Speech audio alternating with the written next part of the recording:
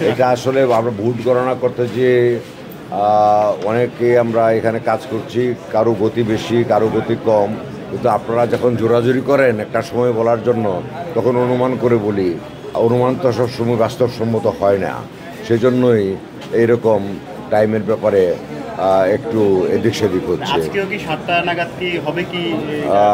এটা আমি এখন পর্যন্ত যে আমার যে ধারণা তার ভিত্তিতে বলেছি, আমি তো স্পেসিফিক্যালি বলতে পারবো না। স্যার কয়টা হল এখন পর্যন্ত গণনা সম্ভব? এখন পর্যন্ত 16টা হলের পুরো রেজাল্ট গণনা করা শেষ হয়ে গেছে। আরও 5টা এখনও বাকি আছে, সেগুলো আশা করি সামনের 2 থেকে 3 ঘন্টার মধ্যে গণনা শেষ হবে।